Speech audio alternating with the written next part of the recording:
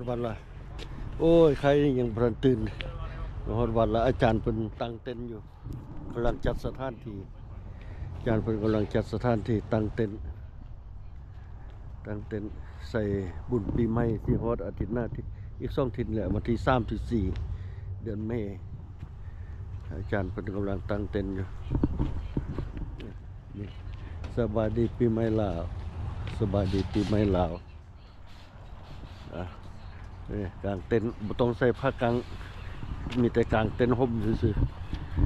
ๆนี่สงกรานต์เฟสติวัล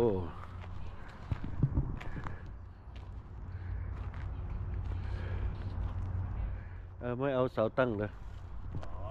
ยังไม่ได้ทำเลยวางไว้เนี่ยประโยชน์ในข้างในจะทำแบบนั้นเอาเหรอ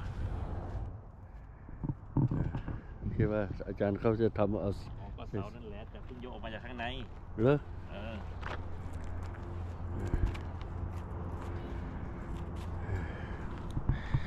เสานี้ต้องเอาทางไหนทางเราใส่กุยตายเลยเหรอสงกรานต์สิบการตั้งเต้นละ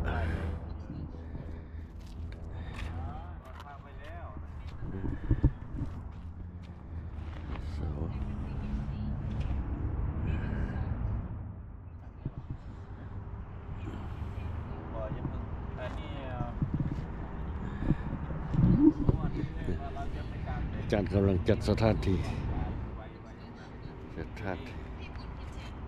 ยังไงก็ต้องหนาวแหละต้องใส่เต็นท์นะ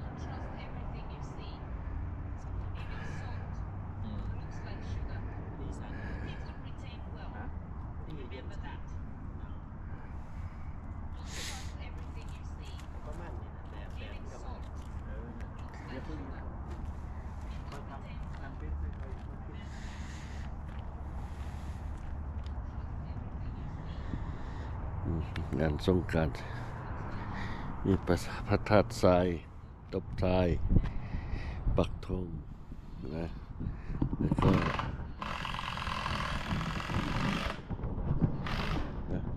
ใส่ลายอย่างอยู่เนี่ยเพิ่นกำลังจัดเตรียมสถานที่อาจารย์จัดเตรียมสถานที่อุ่นมื้อนี้กำลังจัดสถานที่สบายดีปีใหม่ลาว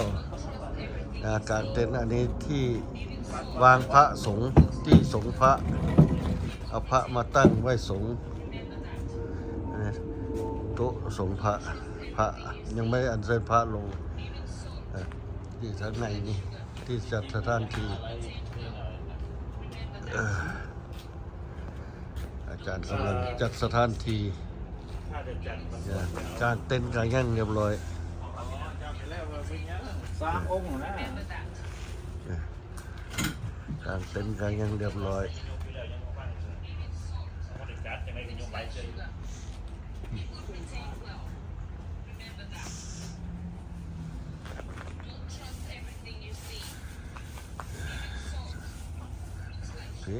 อากาศดีว่ะมื้อนี้แดดดีว่ะแต่ฮักเย็นนี่อากาศแดดดีฮักเย็นเด้อันนี้ตู้อันนี้เป็นตู้อันนั้นพระวันเกิดตินี่ไปเฟสติวัลสงกรานต์เฟสติวัล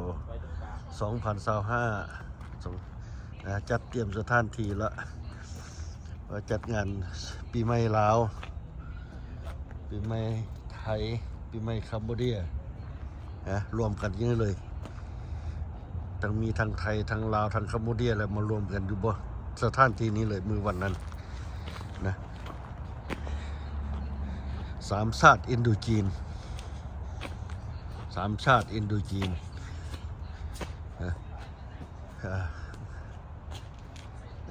อันนี้